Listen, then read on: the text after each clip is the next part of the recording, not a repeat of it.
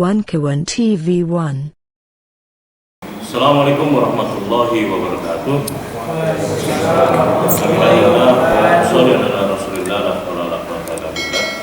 Para pemirsa yang senantiasa dirahmati Allah Subhanahu wa taala. Alhamdulillah pagi ini hari Ahad hari Sabtu maksud saya, tanggal 28 Desember 2024, hampir 3 hari ke depan akhir tahun 2024, menandai berakhirnya tahun ini, tapi menyisakan dinamika persoalan yang mendera negeri ini yang tidak kunjung selesai di berbagai bidang. Sebagaimana kita ketahui bahwa pemerintahan Joko Widodo telah mengakhiri jabatannya sebagai pimpinan tertinggi yang memimpin kabinet di tahun 2024 beberapa bulan kemarin, tetapi masih menyisakan residu berbagai sisa kebijakan-kebijakan yang tentu ini menjadi sebuah pekerjaan rumah yang akan menjadi tantangan besar bagi Presiden baru, yakni Prabowo Subianto. Persoalan-persoalan yang mengemuka akhir-akhir ini adalah terkait dengan ditetapkannya tersangka Hasto Kristianto sebagai Sekjen PDIP setelah membuat sebuah surat pemecatan yang ditandatangani oleh Hasto Kristianto sebagai Sekjen PDIP, kemudian juga ditandatangani oleh Ketua Umum PDIP Megawati Soekarno Putri. Senyalomen Joko Widodo ketika merespon, dikonfirmasi oleh wartawan, merespon surat pemecatan yang dilakukan oleh PDIP, nanti kita tunggu. Nah, konfirmasi dari saat ini itu seolah-olah memberikan sinyal kepada kita bahwa ternyata nanti kita tunggu itu adalah ditetapkannya tersangka Hasto Kristianto. Namun ini menimbulkan satu kontraksi luar biasa terkait dengan seberapa sebetulnya langkah-langkah ke depan yang akan dilakukan oleh PDIP terkait dengan informasi bahwa Koni sebagai sohibnya Hasto telah mendokumentasikan dokumen-dokumen yang dititipkan oleh Hasto Kristianto di Rusia, ya. Konon kabarnya dokumen-dokumen ini juga menjadi dokumen yang sangat penting terkait dengan bagaimana terkuaknya dugaan-dugaan korupsi yang ada di negeri kita. Termasuk juga yang terbaru adalah konfirmasi dari jubir PDIP, yakni Muhammad Guntur Romli, yang menyimpan video-video terkait dengan dugaan-dugaan korupsi yang ada di elit-elit politik atau elit-elit negara. Sudah hadir bersama kita Bang Marwan Batubara, Dr. Marwan Batubara. Assalamualaikum, Bang. Waalaikumsalam. Ya, saya tidak perlu memperkenalkan beliau. Dan ini alhamdulillah juga sudah hadir senior kita, Bang Dr. Abdullah Yahamawat. Mohon Bang, di sini Bang. Sini Bang. Beliau adalah mantan penasihat KPK. Bang. Iya. Masya Allah. Berikutnya adalah pengacara muda kita yang integritas perjuangannya tidak diragukan lagi, Aziz Yanwar SHMA. Di samping kiri saya, di kirinya Bang Marwan, ada Dr. Agus Durantono, seorang akademisi yang juga termasuk radikal, ramah pendidik, bergerakan. Kemudian yang terakhir adalah Ustadz Irwan Saifullah, tokoh pergerakan Islam yang memfasilitasi diskusi di samping yang memiliki gedung ini. Alhamdulillah, kita akan mencoba membedah seperti apa sebetulnya performa keberadaan berbagai kebijakan yang ditunjukkan oleh penyelenggara negara di berbagai bidang.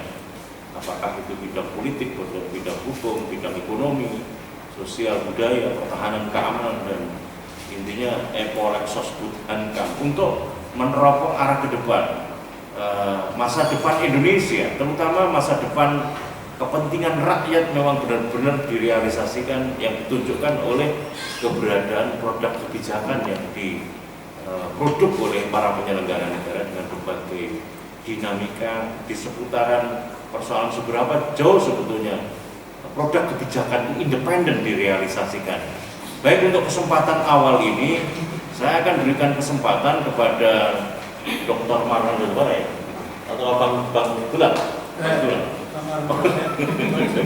Dari lebar ini para debat itu. Ya, Bang Gulat dulu, karena Bang Gulat nampaknya yang paling tua kan begitu. Kalau kriterianya yang paling tua, dipersilakan memberikan iktiram kepada yang senior untuk memberikan arahan kepada kita, karena saya kira perspektif beliau adalah perspektif yang multi ya, untuk bisa menggambarkan bagaimana gestur penyelenggaraan negara yang ditunjukkan oleh para penyelenggara negara. Saya menggarisbawahi apa yang disampaikan oleh Bang Abdullah dalam beberapa kesempatan diskusi bersama beliau, bahwa sebetulnya sederhana kalau kita mau menyelesaikan persoalan korupsi sebagai persoalan utama di negeri yang boleh dikatakan sebetulnya ini adalah negeri darurat korupsi.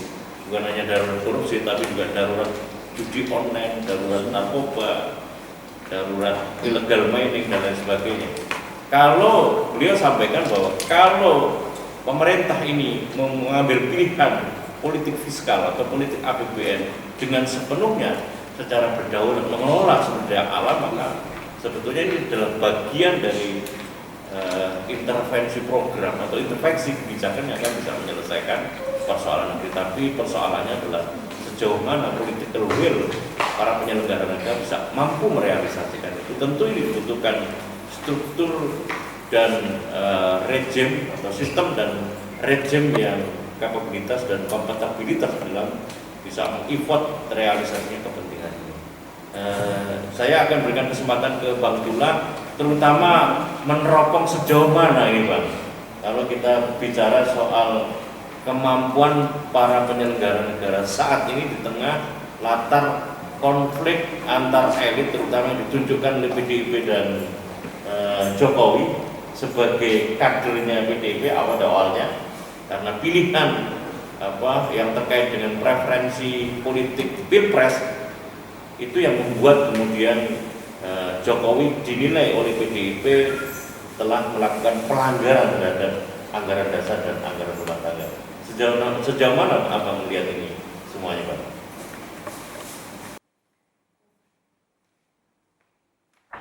Terima kasih moderator sekaligus tabel bait dari acara ini.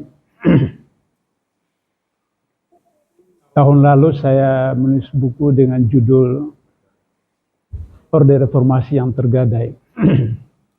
Kalau kita datang ke kantor pegadaian, maka jargonnya adalah menyelesaikan persoalan tanpa persoalan, atau menyelesaikan masalah tanpa masalah. Ternyata Orde Reformasi menyelesaikan masalah dengan masalah. Tergadainya reformasi organisasi karena ada beberapa krisis. Yang pertama krisis korupsi, yang kedua krisis narkoba, yang ketiga krisis keluarga, yang keempat krisis penegakan hukum, dan yang kelima krisis nasionalisme. Maka solusinya buku saya sesudah itu adalah Indonesia Berkah 2045. Saya tidak menggunakan istilah Indonesia Emas, karena Indonesia Emas itu cenderung pada materialisme. Dan alinea ketiga, Mukadimah sempat menyatakan atas rahmat berkah Allah yang Maha Kuasa, bla bla bla. Jadi berkah, bukan emas seperti itu. Kalau berkah, insya Allah 2045 Indonesia masih ada. Kalau emas, saya khawatir 2045 Indonesia sudah tidak ada. Kalau masih ada, mungkin jadi jajahan dari satu superpower atau dua superpower. Yang sekarang insya Allah mungkin bulan depan terbit, itu adalah kewajiban konstitusional Presiden. Jadi dari buku pertama kedua itu saya menemukan bahwa persoalannya ada pada Presiden. Karena konstitusi kita menempatkan Presiden itu sebagai kepala negara juga kepala pemerintahan. Sehingga demikian dalam teori ilmu negara yang ditentukan oleh PBB bahwa satu negara itu diakui kalau ada wilayahnya, ada rakyatnya, ada pemerintahannya, dan ada konstitusinya. Berarti kita punya negara, kita punya wilayah, kita punya rakyat, kita punya pemerintah, kita punya konstitusi. Berarti tinggal hanya dua persoalan, rakyat dan presiden, pemerintah. dalam soal hubungan rakyat dengan kepala negara atau presiden ini ada satu dialog antara Ali bin Abi Thalib ketika jadi khalifah dengan sahabat. Sahabat bertanya, kenapa waktu Abu Bakar khalifah, Umar khalifah tidak ada unjuk rasa, tidak ada demonstrasi. Ketika Anda jadi khalifah, unjuk rasa di mana-mana, demonstrasi di mana-mana. Kata Khalifah Ali bin Abi Thalib, benar, waktu Abu Bakar khalifah, Umar khalifah tidak ada unjuk rasa, tidak ada demonstrasi karena warga negaranya adalah saya. Ketika saya jadi khalifah, unjuk rasa di mana-mana karena warga negaranya adalah sampean. Jadi presiden kepala negara itu ada representasi dari rakyatnya, seperti itu. Jadi oleh karena itu saya tidak menyalahkan 100% Jokowi, SBY dan seterusnya, tapi juga adalah rakyat. Sebab apa? Kalau di tempat Ustadz 99% di RT Ustadz itu pencuri, maka pemilihan ketua RT pasti yang terpilih pencuri. Nah, seperti itu. Jadi itu kondisi sekarang. Tapi bagaimanapun rakyat itu dalam masyarakat agraris itu paternalistik. Jadi cenderung melihat kepada pemimpinnya. Karena itu buku terakhir saya yang insya Allah bulan depan terbit itu adalah kewajiban konstitusional presiden. Mulai dari Soekarno, Soeharto sampai terakhir apalagi Jokowi. Ini luar biasa kalau sistem hukum di Amerika. Maka Joko itu dihukum paling tidak 100 tahun. 100 tahun? Iya, karena kalau di Amerika itu kan digabungkan. Semua diakumulasi tindak pidana. Tapi kalau kita tidak, Indonesia dipilih mana yang apa namanya, ya, alternatif seperti itu. Sehingga mungkin ambil yang tertinggi, misalnya apa, dan saya hitung berdasarkan undang-undang tindak pidana korupsi dan undang-undang yang lain itu paling tidak ya hukuman mati. Nah, atau seperti pernah diterapkan oleh KPK terhadap Nasaruddin berseri. Berseri artinya kasus korupsinya dulu sudah berjalan beberapa tahun baru kemudian money laundry-nya dan seperti itu. Nah, tapi paling tidak minimal untuk Jokowi itu hukuman mati seperti itu. Nah, persoalannya adalah Prabowo punya kemampuan atau tidak. Artikel terbaru 2 hari lalu saya menulis tentang korupsi ala Prabowo. Ya. Jadi ketika Prabowo pidato di depan mahasiswa di Mesir, dia katakan, hei para koruptor, apa segala macam-macam bla bla bla, kembalikan harta kekayaan, duitnya seperti itu. Diampuni. Bisa cara diam-diam apa itu nanti dimaafkan, diampuni. Nah, ternyata baik undang-undang tipikor maupun KUHP itu termasuk percobaan. Dan ketika saya di KPK pernah kami proses dan tangkap usaha percobaan. Jadi dalam apa namanya KUHP itu percobaan ada satu tindak pidana yang belum selesai, belum selesai. Nah oleh karena itu maka ketika Prabowo mengatakan begitu berarti tidak sadar bahwa mengembalikan kerugian keuangan negara tidak menggugurkan pidana. Itu dalam undang-undang tipikor seperti itu. Jadi kembalikan harta yang dicuri atau semacamnya tidak menggugurkan pidana. Pidananya tetap jalan. Pidananya tetap jalan. Nah, seperti itu. Bahkan kemudian pernyataan Prabowo itu bisa dikategorikan sebagai percobaan atau yang ketiga adalah menghalang-halangi proses penegakan hukum. Jadi bukan termasuk kategori obstruction of ya itu menghalangi proses hukum itu. Jadi Prabowo bisa kena 3 pasal seperti itu. Seperti itu. Nah, oleh karena itu maka kemudian kalau Prabowo itu betul-betul mau serius sebagai seorang jenderal bukan karena mantu presiden waktu itu, artinya jenderal murni seperti itu, maka saya sarankan yang pertama adalah Prabowo terbitkan Perpu mengembalikan undang-undang KPK yang lama, Undang-Undang Nomor 30 2002, kemudian meminta 57 orang Novel Baswedan dengan teman-temannya itu kembali lagi ke KPK karena mereka ini kan sebenarnya 75 orang yang dipecat Firly dengan skenario TWK, tes wawasan kebangsaan. Kenapa itu wacana itu? Karena mereka ini ketika Firly diikuti penindakan, mereka ini selalu melawan Firly. Dan ketika Firly jadi deputi penindakan itu 20 kasus OTT bocor. Sehingga dengan begitu maka kemudian ketika dia dipecat dari deputi penindakan, lantas kemudian karena Kapolri itu orang sekampung, sedaerah, sebelum ada SK dari pimpinan diterbitkan tentang pemecatan Firly, ditarik menjadi Kapolda di Sumatera Selatan. Maka beliau ikut proses seleksi pimpinan KPK dan kemudian sampai di Komisi 3 DPR. Pada waktu itu pimpinan KPK, waktu itu Pak Agus Raharjo, pimpinan KPK, mengirim surat resmi kepada Presiden Jokowi dan DPR bahwa orang ini bermasalah. Tapi ternyata terpilih jadi ketua KPK.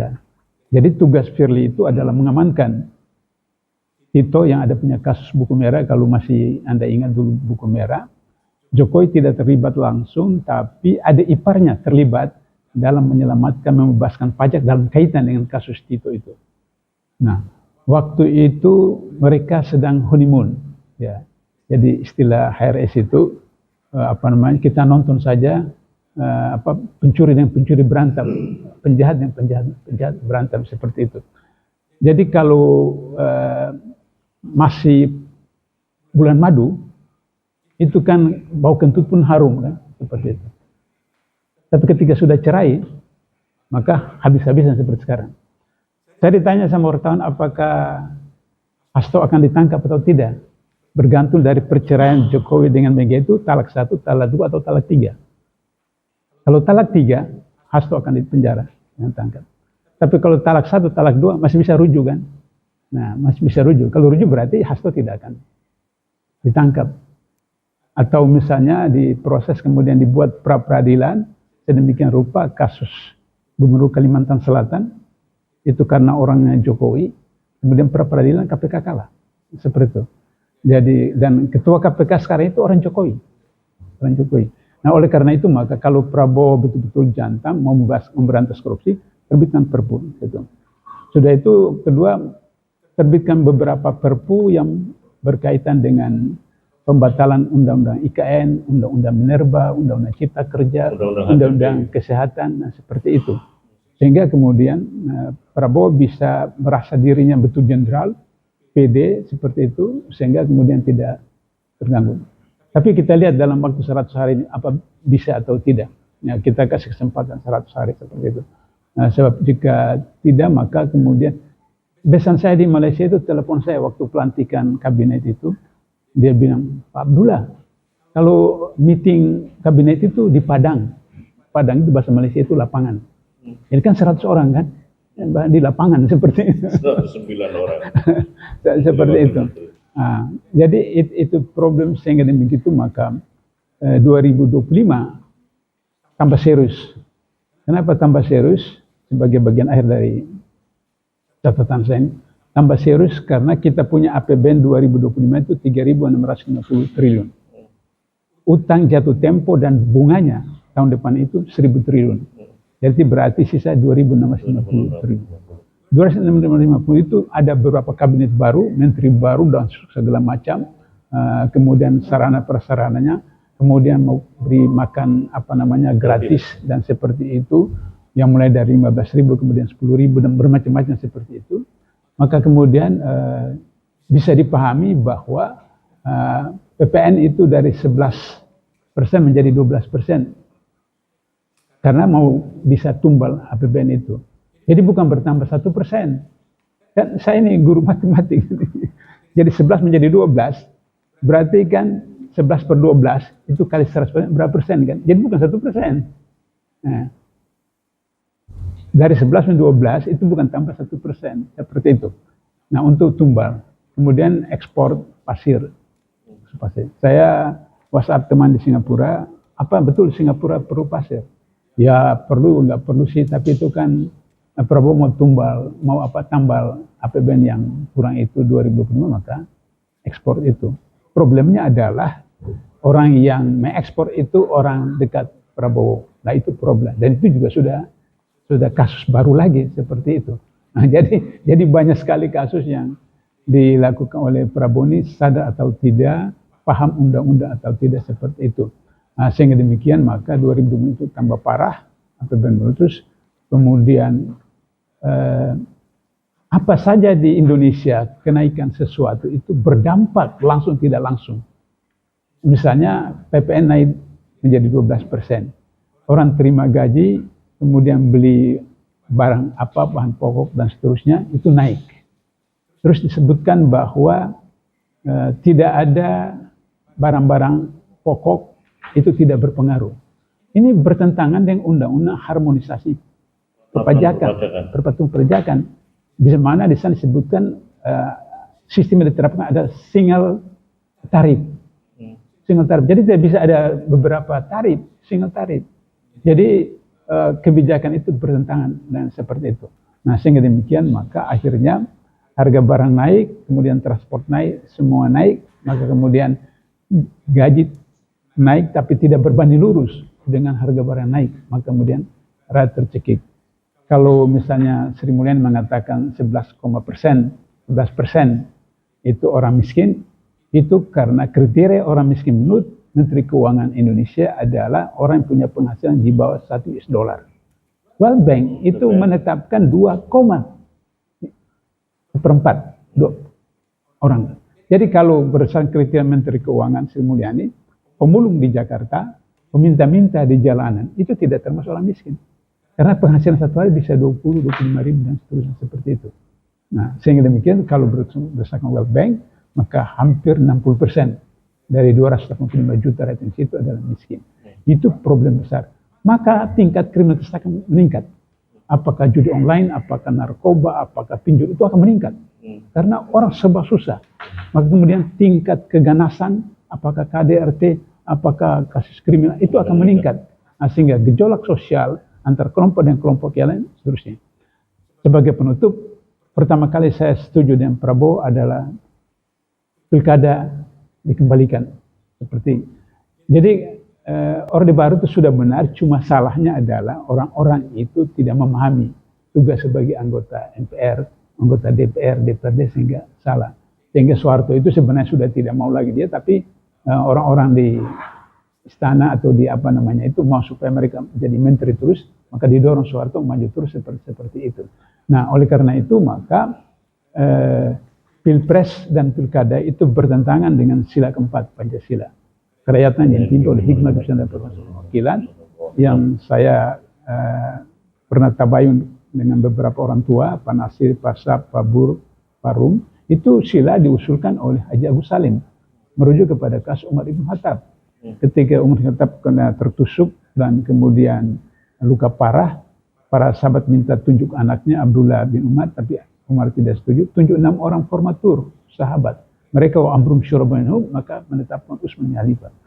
Kasus itulah yang kemudian diajukan oleh Haji Agus Salim sila keempat itu. Persoalannya adalah bahwa MPR kita dulu itu ada pelacur, ada koruptor, ada apa kafir dan seterusnya. Sedangkan 6 orang dari formatur Umar Ibn Khattab adalah orang yang dijamin masuk surga oleh Rasulullah. 10 orang, 6 orang ini masuk. Jadi oleh karena itu saya setuju kembali kepada Pilpres di MPR, pilkada itu dihilangkan. Kalau masih ada money politik, bisa ditangkap di KPK. 3-4 tahun yang lalu KPK tangkap 41 dari 45 anggota DPR Kota Malang. Satu bis diangkut, bisa. Jadi kalau Jakarta 150 anggota DPRD-nya, untuk terpilih jadi gubernur itu 76 orang. 76, satu orang ke 1 miliar atau berapa dia, KPK bisa tangkap 75. Begitu juga di sidang MPR. Saya kira itu catatan saya untuk prospek 2025 betul-betul parah betul. Jadi forum ini jangan berapa bulan sekali, bila perlu sebulan sekali atau 1 pekan sekali, supaya kemudian mengantisipasi banyak persoalan. Saya kira itu catatan saya. Makasih. Terima kasih Bang Abdullah Yahya Mahwa yang juga cukup mendasar dan komprehensif untuk menjelaskan gambaran persoalan di negeri kita, dan saya kira challenge-nya adalah sebagaimana tadi disampaikan oleh Bang Abdullah Yahya Mahwa, apakah berani Prabowo mengeluarkan beberapa perpu, diantaranya perpu untuk mengembalikan undang-undang KPK yang sebelum direvisi, kemudian perpu untuk menganulir undang-undang HPP sebagai dasar kebijakan PPN 12% sebagai pajak yang nampaknya ini digenjot sebagai antisipasi untuk memenuhi defisit anggaran pendapatan belanja negara, dan berbagai perpu-perpu yang lain yang sebetulnya adalah semangatnya untuk bisa merealisasikan kebijakan yang lebih berpihak kepada kepentingan rakyat. Saya teruskan ke Bang Marwan Batubara. Istilah yang menarik dan saya kira ini menjadi sebuah representasi untuk menggambarkan pola pengelolaan kebijakan ekonomi, yakni dalam konteks proyek strategis nasional. PK2 adalah sebuah istilah yang beliau tulis di dalam sebuah tulisan WA yang disebut dengan corporate and state crime. Kalau kita bicara masalah proyek strategis nasional PIK 2, di mana ada Aguan di sini, di mana ada Antoni Salim di situ, yang benar-benar sudah merusak hak-hak rakyat, terutama hak kepemilikan yang terkait dengan lingkungan hidup, kondisi sosial, ekonomi, dan berbagai persoalan-persoalan di seputar stempel proyek strategis nasional atas kegiatan-kegiatan swasta yang dilakukan oleh para oligarki, oleh para pengusaha. Nah, sejauh mana ini Bang Marwan Batubara melihat keberadaan legacy atas berbagai kebijakan-kebijakan ekonomi, terutama terkait dengan pengelolaan sumber daya alam maupun proyek-proyek strategis nasional yang merupakan negatif legacy-nya Mulyono atau Jokowi ini nanti sejauh mana ini bisa dikelola benar-benar berkeadilan oleh Prabowo Subianto lepas dari segala ketergantungan. Silakan Pak. Mungkin khusus Cak Selamat, khusus Cak Selamat. Oh iya. Kenapa? Sudah cukup. Oh ya. Cak, Selamat. Terima kasih Mas. Selamat. Assalamualaikum warahmatullahi wabarakatuh. Waalaikumsalam.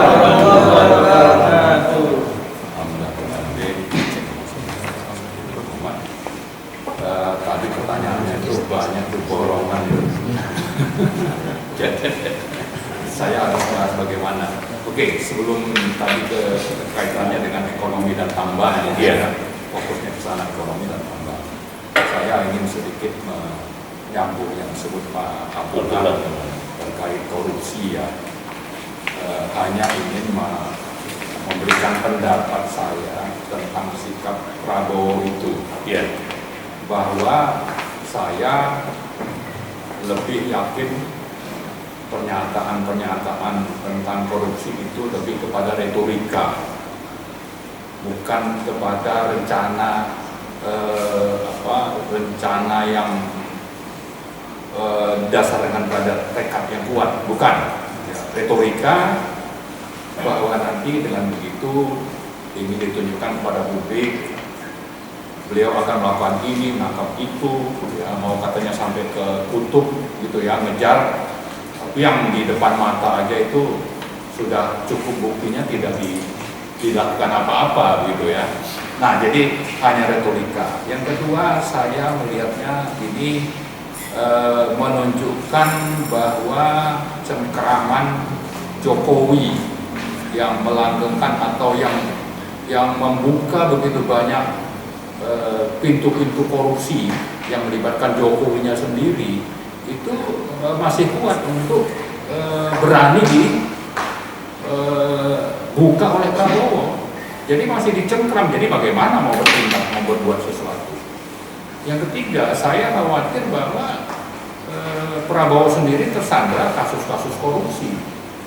Karena itu ya coba saja misalnya ada yang nantang Anda membuka kasus ini, kasus Anda nanti saya buka gitu. Maka dia akhirnya tidak berani melakukan apa-apa. Jadi tiga hal itu saya kira perlu menjadi catatan kita.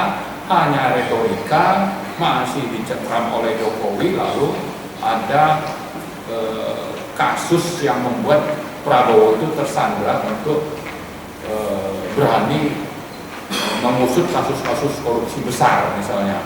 Dan itu sangat banyak ya, masalah misalnya Blok Medan, masalah korupsi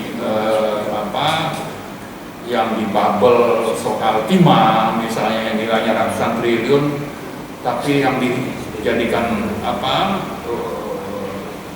saya kira cuma tumbal aja itu ya. Tumbal juga cuma dihukum 6,5 tahun, sementara yang di belakangnya ini siapa misalnya? Ya kan? Ada penyelundupan nikel misalnya. Orang menengarai ini ada keterlibatan dari Kapolri, ya, Sigit misalnya, tapi itu nggak jelas ujungnya seperti apa. Sama juga nikel ini melibatkan misalnya tim suksesnya Jokowi waktu Pilpres, Ini juga tidak jelas kelanjutannya. Nah, karena itu saya kira di samping bahwa KPK-nya harus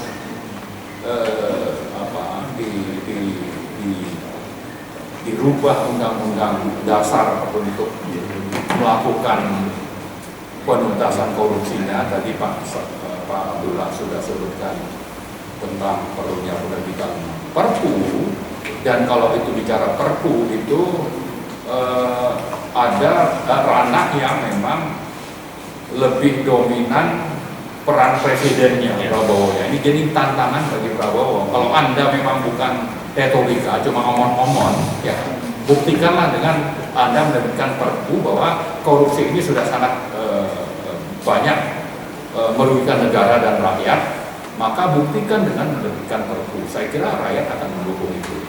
Karena kalau diproses dengan adanya amandemen undang-undang di DPR itu di samping panjang, saya kira nanti intervensi oligarki itu akan masih akan sangat kuat untuk supaya itu akhirnya tidak jadi berubah. Tapi kalau Perpu, sepanjang presidennya tidak omon-omon, itu bisa dilakukan. Kemudian juga soal tadi yang saya sebut itu daftarnya sangat banyak ya, bisa lebih dari 10 kasus-kasus besar yang bisa ditunjukkan oleh Prabowo bahwa dia serius ingin menuntaskan kasus itu.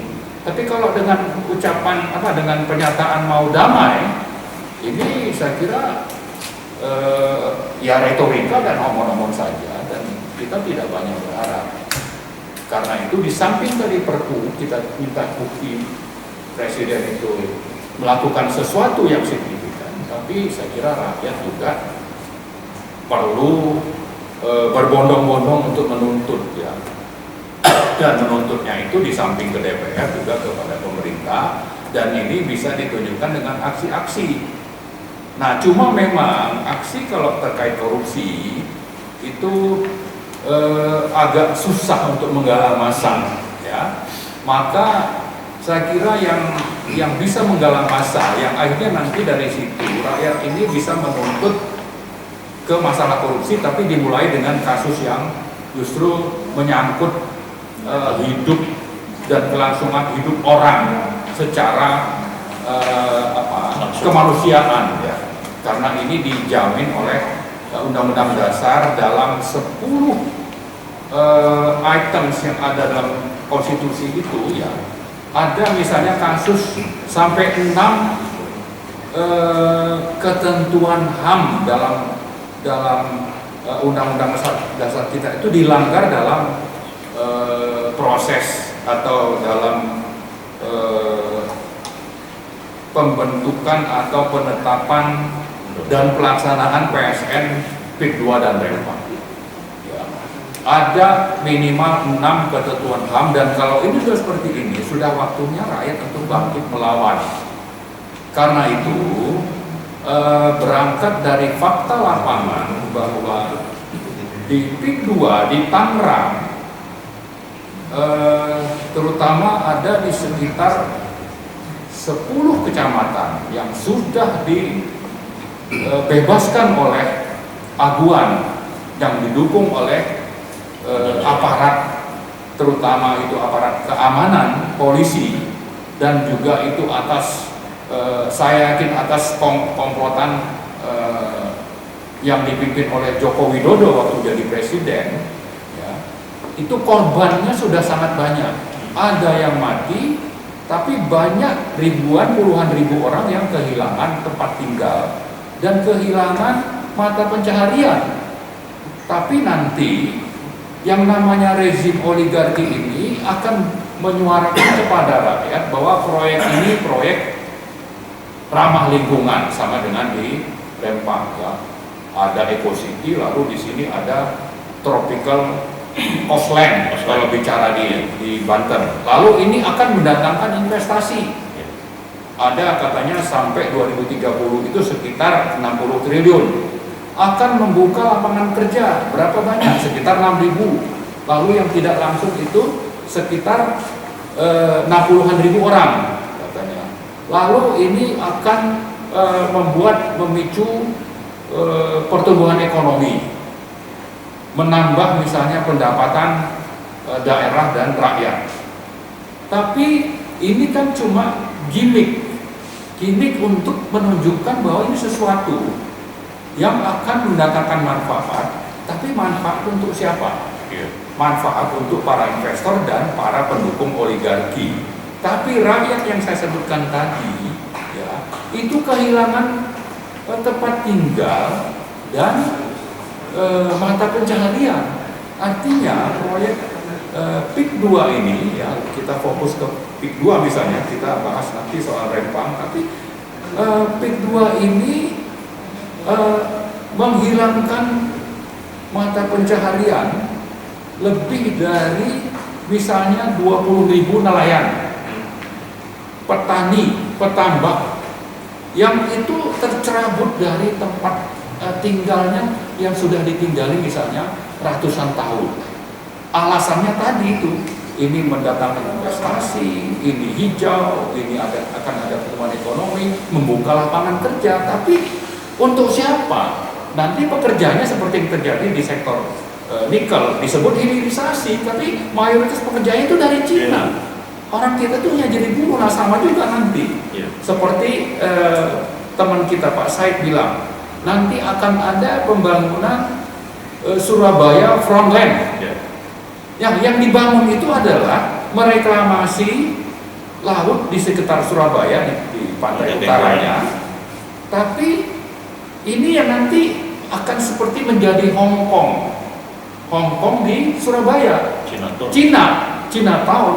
Nanti orang kitanya itu hanya jadi pekerja yang di Surabaya itu. Sama ini dibersihkan, ya, lahan yang ada di utara Kabupaten Tangerang itu sampai nanti Serang itu juga ada kecamatan yang dibebaskan, dibersihkan dari orang-orang pribumi untuk nanti jadi pekerja kasar, dan tidak dipedulikan bahwa mereka diusir dari sana. Tempat tinggalnya seperti apa, lapangan pekerjaannya seperti apa, sama juga dengan di Rempang, Eco City katanya. Tapi yang nanti datang, yang dapat keuntungan besar itu ya si oligarki, konglomerat, lalu nanti pendatang dari Cina sana. Sementara kitanya ini, pribuminya itu tersingkirkan, disebutkan bahwa ini akan buka lapangan kerja untuk siapa? Ya, lalu kalau memang dipindahkan, ya cari dulu tempat tinggal penggantinya, tidak dipaksa, ya tidak dipaksa dan ditindas. Nah, yang adalah penindasan ala VOC, dan itu sudah terjadi dan kita punya bukti yang sangat banyak. Nah, bicara PSN misalnya, yang dikasih kesempatan atau dikasih status PSN itu hanya 1.756 hektar, tapi yang dibebaskan itu puluhan ribu hektar ke arah barat, lalu memakai label bahwa ini proyek PSN. Padahal yang dapat status itu hanya 1.700, yang puluhan ribu itu hanya dipakai oleh si rezim oligarki itu sebagai alat untuk menyingkirkan rakyat secara paksa, secara zolim. Jadi rakyat itu disingkirkan secara zolim oleh rezim ini. Yang dipimpin siapa waktu itu? Joko Widodo. Lalu ada aduan di sana dan sekarang banyak, ya, termasuk dari DPD yang namanya Yoris Sampono yang dari PANI misalnya, itu ikut-ikutan memanipulasi rakyat untuk mengatakan ini sesuatu yang benar. Padahal tadi kezoliman itu sudah sangat faktual di lapangan. Itu sebabnya kalau tadi saya bilang rakyat untuk bangkit, ini contoh nyata ini. Kalau Anda peduli, mari bangkit rame-rame. Nanti kita akan ada deklarasi perlawanan di tahun depan, mulai dari PIK, dari Tangerang, deklarasi perlawanan terhadap rezim oligarki yang kelihatannya ini masih bercokol meskipun presidennya sudah berganti. Jadi buktikanlah bahwa Prabowo ini tidak omon-omon. Misalnya tidak boleh ada negara dalam negara, akan memberantas korupsi, dan ini hanya bisa terjadi kalau ada perlawanan rakyat. Kalau tidak itu Prabowo hanya omong-omong, buktinya seperti itu. Awal pidato pelantikannya begitu menggebu-gebu, tapi lambat tahun ke belakang ngomongnya mau kasih kesempatan damai. Ini apa ini gitu? Nah kalau ini dibiarkan terus, ya cobalah itu akan terus berlangsung yang namanya bercekolnya rezim oligarki yang antara lain itu bisa dibuktikan bagaimana misalnya yang jadi menteri itu lebih dari 50% adalah orang-orang Jokowi. Kebijakan Jokowi masih terus berlangsung, ya. Dan saya kira kalau bicara kembali masalah korupsi ini tidak akan ada hasil yang akan kita peroleh sepanjang rakyat itu hanya diam saja. Jadi kalau kita pakai istilah state corporate crime, crime itu kriminal. Kriminal itu oleh siapa? Oleh state dan corporate. Siapa ini? Ya pengusaha-pengusaha dan sama pejabat-pejabat pemerintah. Dan pelaku utamanya waktu Jokowi itu jadi presiden ya Jokowi. Itulah pelaku-pelaku kriminal yang wajib dipidana. Ya kalau negara ini mau bersih. Dan kalau memang Prabowo itu tidak omong-omong, buktikan menghentikan state corporate crime ini yang dipimpin oleh Joko Widodo, dan salah satunya mulailah dengan menangkap misalnya Aguan. Itu contoh sangat nyata kejahatan yang dilakukan oleh state corporate crime ini. Contoh paling nyata yang alat buktinya sudah lebih dari cukup, tinggal sekarang ada nggak kemauan dan komitmen dan sesuai antara perkataan dengan perbuatan yang selalu dikatakan oleh Prabowo, dan yang di rakyat tunggu adalah perbuatan Anda itu seperti apa. Kalau tidak, memang kita tidak perlu terlalu optimis lah. Kita akhirnya menjadi pesimis. Ini akan sama saja dengan yang sebelumnya. Nah, tapi kita tidak berharap seperti itu. Ya. Kita mau Prabowo sebagai jenderal, ya, buktikan bahwa itu adalah prajurit Sabta Marga yang setia dengan sumpah Sabta Marga itu. Ya. Jangan hanya omong-omong, tapi buktikan dengan tindakan nyata dan hentikan sepak terjang oligarki yang sudah sangat mencengkram Indonesia saat ini. Saya kira itu. Ya, terima kasih Bang Marwan Batubara. Saya akan berikan secara proporsional waktu yang cukup untuk para pembicara. Nanti di bagian akhir saya akan berikan kesempatan untuk menyampaikan apa yang menjadi rekomendasi, usulan atau kritik terhadap para penyelenggara negara sebagai wujud tanggung jawab civil society, masyarakat sipil. Berikutnya saya akan berikan kesempatan kepada Bang Aziz Yanuar. Saya peringat dari apa yang disampaikan oleh Bagaimana Muhammad Rizik Syihab di aksi 212 reuni 212. Masih ada bau anyir dalam kabinet Prabowo, dan itu masih tersisa sebagai bagian yang perlu diselesaikan oleh Prabowo Subianto yang merupakan bagian dari legacy rejim Joko Widodo. Sejauh mana law of enforcement sebagai catatan akhir tahun 2024 dan arah ke depan law of enforcement atau penegakan hukum, terutama yang terkait dengan adanya novum yang direpresentasikan dari buku putih, dan itu sudah cukup menjadi sebuah alat untuk menindaklanjuti sejauh mana proses penindakan keberlanjutan penindakan hukum atas KM 50. Silakan Bang Aziz Yanuar. Baik, terima kasih. Selamat. Kemudian rekan di acara ini, ada Ustaz Muhammad, saudara Agus, dan juga saudara saudara sekalian, serta pemirsa sekalian,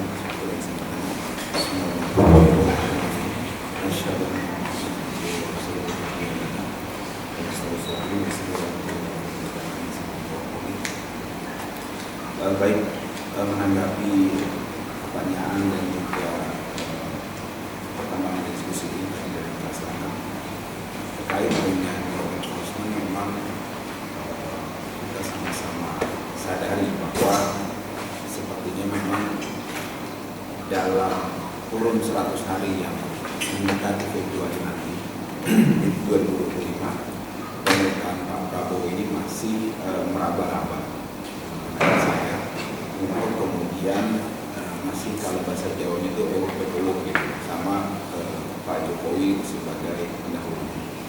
Jadi menurut saya ini yang harus kita trigger kepada pemerintah ini untuk tidak segan-segan, ya, untuk tidak segan-segan maju ke depan terus dan juga meninggalkan masa lalu yang memang kurang bagus dan tidak bagus. Kenapa? Karena dia memiliki semua yang dibutuhkan untuk melakukan upaya langkah ke depan. Tentara di bawah dia, kepolisian di bawah dia, semua perangkat negara, bahkan sampai anggaran pun di bawah dia. Maksud saya, dia sebagai kepala negara, Pak Prabowo ini beserta jajarannya juga harus mempunyai keberanian untuk membuktikan bahwa mereka lebih baik dibanding yang dahulu. Jadi menurut saya ini yang sangat penting. Dan saya melihat yang tidak berubah adalah satu. Kita bicara keadilan, seharusnya keadilan itu didapat oleh masyarakat, oleh rakyat, oleh individu-individu di setiap jengkal negara yang ada di sini, tanpa kita minta. Tapi kalau kita bicara masih kita berjuang untuk menegakkan, kita berjuang untuk, menurut saya keadilan itu sudah otomatis didapat dan negara harus menyediakan keadilan itu.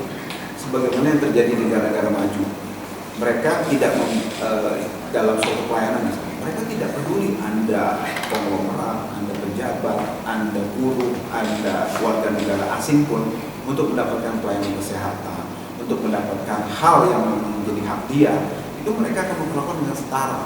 Maksud saya, selama itu belum kita dapat, selama kita harus meminta. Tadi Pak Mauran dan Pak Abdullah Mahkamah juga luar biasa dia mengatakan bahwa kita harus berjuang untuk turun ke jalan, mencari keadilan, menuntut keadilan. Ini menurut saya hal yang berarti tidak diakomodir dengan baik keadilan itu, dan pemerintah itu jauh panggung daripada api untuk hal yang proporsional terkait dengan keadilan.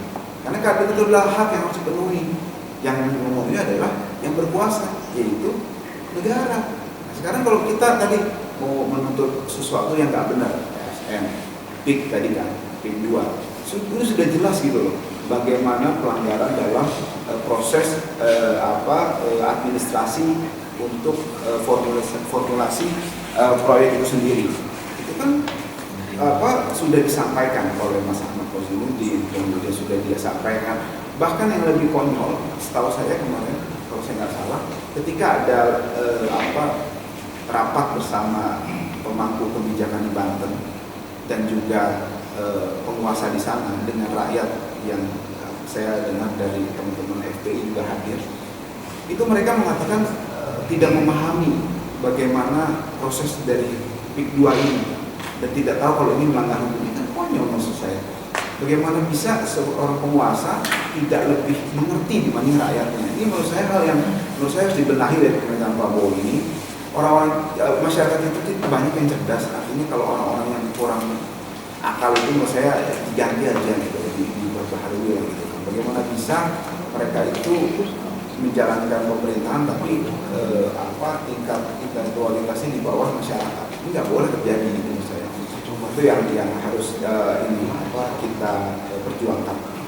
Kemudian terkait dengan KM 50, sekali lagi kita sedang dan terus akan upayakan bahwa KM 50 ini harus kita usut tuntas, dan juga saya memastikan bahwa langkah ke depan untuk KM 50 ini the one and only adalah melalui pengadilan HAM sebagaimana diatur Undang-Undang 26 tahun 2000. Jadi saya sudah bersampaikan berkali-kali di beberapa acara kepada masyarakat juga kepada publik bahwa sudah jelas pengadilan dagelan itu tidak perlu kita bahas. Saya mempunyai bukti jelas dan bahwa memang pengadilan itu sebenarnya telah mengadili orang-orang yang salah, orang-orang yang memang besar kemungkinan mereka tidak ada di lokasi itu, dan putusan itu sangat mudah untuk diruntuhkan karena mempunyai logika ada logical fallacy gitu dalam putusan itu yang memang cenderung kepada pembodohan. Jadi menurut saya, tapi ingat kita juga tidak bisa melepaskan kalau kita mau membawa ke pengadilan HAM terkait KM 50 ini dua hal. Yang pertama ada hal yang sistematis dan sistematis atau luas, ya, terkait dengan tindak pidana di situ. Kemudian melibatkan aparatur negara, dan yang ketiga, satu lagi, ada aspek politis. Jadi jangan lupa KM 50 itu harus dilihat secara komprehensif yang sudah diulas oleh Pak Abdullah Hayatullah dan teman-teman termasuk Pak Marwan di buku putih, bahwa memang ini suatu rangkaian tidak bisa dilepaskan dari Habib Rizik bin Syihab, sepak terjang beliau, dan juga FPI. Jadi itu runtut sampai pembubaran FPI. Jadi ada titik kulminasi di situ di KM 50 itu, dan penangkapan Habib Rizik ada melalui tindakan kriminalisasi terhadap. Jadi jangan lupa, jangan hanya dilihat bahwa ini ada pepet-mepet kemudian penembakan, kayak sesederhana itu. Itu ada 3 hal yang saya punya bukti kuat bahwa itu ada keterlibatan negara, ya, kemudian aparat negara. Yang kedua adalah aspek politis di situ yang kuat, yang ada motif politik. Yang ketiga adalah di situ tentu saja ada sistematis dan luas. Sistematis jelas karena itu dari awal sudah ada skenario. Nah, kemudian yang kedua meluas juga masuk. Jadi bukan dan tapi atau bukan dan tapi bukan saja atau tapi dan. Meluas kenapa? Karena korbannya sudah lebih dari 1 orang. Itu jadi simbol saya soal kami. Terus sekali lagi, novum itu semuanya sebenarnya bukan novum. Semua bukti belum diungkap menurut saya. Dan juga saya ulang lagi, itu harus melakukan HAM dengan melibatkan 3 unsur tadi. Ini ada keterlibatan negara, ada motif politik, dan juga sistematis atau luas. Nah, kemudian selanjutnya saya mau sampaikan bahwa diulas beberapa kali oleh para pembicara yang luar biasa di sini tadi mengenai perkembangan politik. Ada perkelahian ya, atau perceraian ya, gitulah, atau ada konflik antara pihak Jokowi dan juga PDIP. Saya memandang bahwa kita harus cerdas dalam memandang hal ini untuk tujuan yang memang kita harus perjuangkan atas nama rakyat dan atas nama kemanusiaan. Saya teringat cerita pada abad ke-8 sebelum Masehi, yaitu ada raja namanya Raja Odysseus. Dia itu raja dari daerah Ithaka itu sekarang daerah Yunani. Dia menyerang daerah namanya Troya. Troya itu sekarang daerah di Turki namanya daerah Thessalia. Nah, dia menyerang itu berbulan-bulan nggak berhasil. Kemudian dia pakai strategi yang cerdas. Oke, kita pergi dari sini, dari benteng ini. Anda silahkan hidup lama, kita kasih hadiah. Dia kasih kuda besar, patung kuda perunggu. Dia tinggalkan itu. Oke, setelah dia tinggalkan, kemudian orang-orang Troya itu melihat, ini sudah berhari-hari kok ada perang lagi, malah ada kuda besar buat hadiah. Diambillah kuda itu dengan bangganya masuk ke dalam benteng mereka. Lalu pada malam hari ternyata di dalam kuda itu, perunggu itu berisi pasukan-pasukan terbaik dari Ithaka Yunani tersebut. Kemudian mereka keluar dan mereka buka benteng, pasukan Yunani masuk semua. Itulah makanya ada istilah kuda Troya. Nah, maksud saya, kita gunakan perkelahian yang menarik ini, tetap kita ramaikan. Wah, ini dua-duanya menurut saya kita melihat iblis dan setan lagi berkelahi gitu. Jadi menurut saya jangan kita ini terhipnotis. Oh, si merah ini ternyata bagian dari rakyat. Wih, 10 tahun lebih mereka ini menjadi pengkhianat rakyat loh, atas nama uang jadi. Terus kemudian hanya dalam beberapa hari kita terhipnotis. Bahkan ada sosok-sosok yang tokoh lah gitu yang memang identik dengan kelompok kanan dan masyarakat merapat ke mereka. Kemudian kita melihat mereka dengan dasar rakyat. Menurut saya harmful kita gitu loh. Kok kita mudah sekali untuk melupakan gitu. Itu PR menurut saya. Itulah kenapa penjajahan di Indonesia itu terus dari Portugis, Belanda, Jepang dan seterusnya sampai sekarang Cukong dan sebagainya itu menjajah, karena memang kita gampang lupa. Oh, mereka berbuat baik nanti. Begitu juga yang PSN tadi juga sama, gampang lupa. Mereka mikir epic doang maksud saya. Mereka mikir nanti ada lapangan kerja ini segala macam. Mereka nggak sadar bahwa mereka dijadikan kalau kata Bung Karno itu kuli van nation van kuli aja, bangsa kuli gitu. Kita nggak akan berkembang kalau begitu. Dan memang ini tugas PR pemerintah, karena salah satu kewajiban pemerintah di pembukaan Undang-Undang 45 adalah mencerdaskan kehidupan bangsa. Supaya apa? Mereka nggak punya mental kuli kayak gini. Ya kita di sini ya memang kita bisa menyadarkan kemampuan kita. dari berbagai perspektif melalui media, YouTube dan sebagainya. Itu kemampuan kita. Kalau kita mempunyai kekuasaan, yang lagi mungkin jangan gitu. Nah, baik lagi tadi, maksud saya harus kita ini punya kesadaran, jangan sampai iblis sama setan berkelahi, kita memihak iblis atau setannya, jangan. Biarkan mereka berkelahi, kita komporin terus gitu kan, dengan rahmat Allah yang Maha Kuasa, kita dukung iblis dan setan berkelahi, kemudian kita jadi kuda Troya tadi. Semua hal tadi di Indonesia ini, keadilan itu ditegakkan oleh opini yang luas. Kita lihat kasus Vina, apalagi kemudian kasus Gamal, Sambo segala macam. Ya, justice akan tegak ketika viral justice. Jadi kita itu republik ini republik viral justice. Ada mau keadilan viralkan. Gitu. Jadi senjata kita itu bukan pistol, bukan. Jadi kalau ada apa-apa di perjalanan itu, kita nggak perlu bawa pistol, bawa aja handphone. Ada apa-apa tinggal direkam. Apalagi sama aparat negara, enak itu.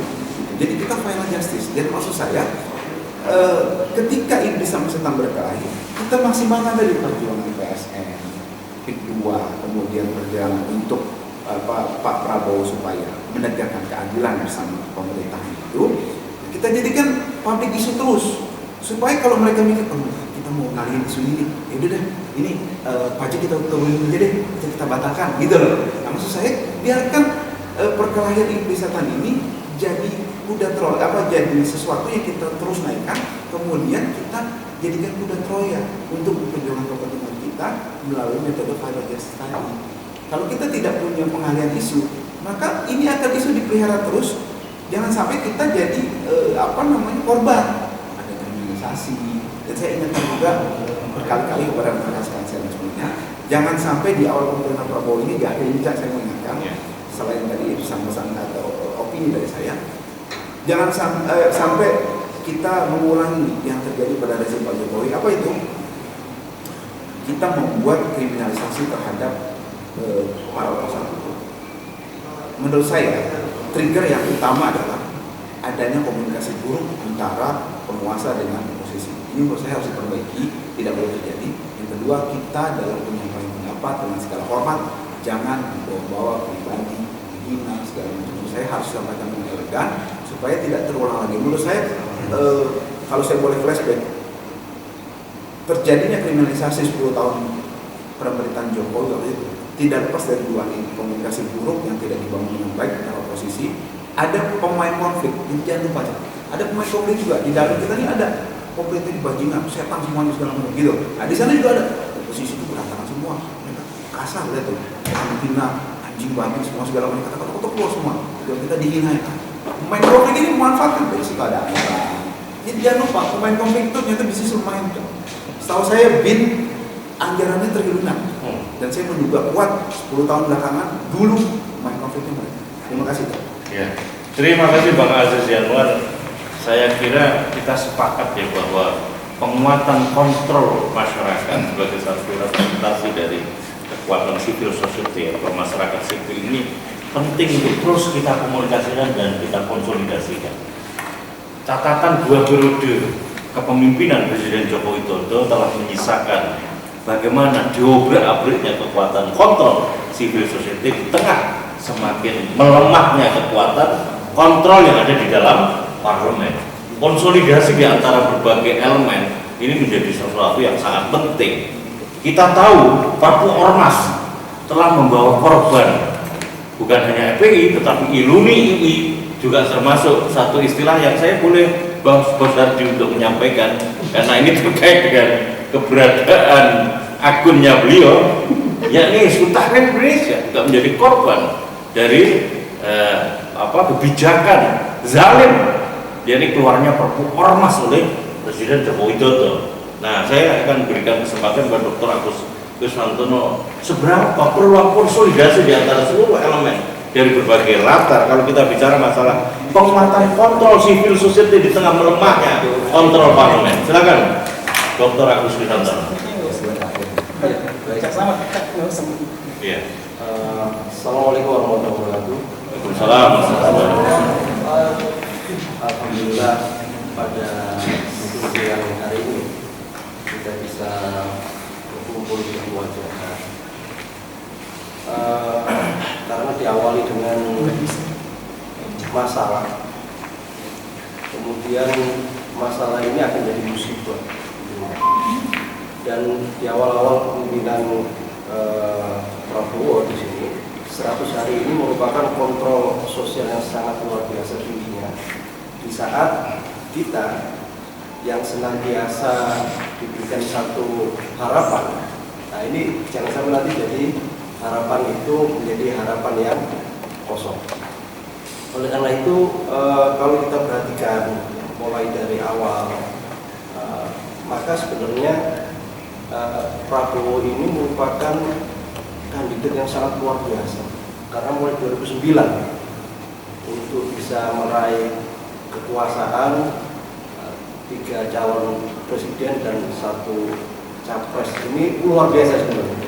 Jadi sampai sekarang ini kalau saya hitung itu ada 3 pencalonan dan 1 capres dan 1 wapres.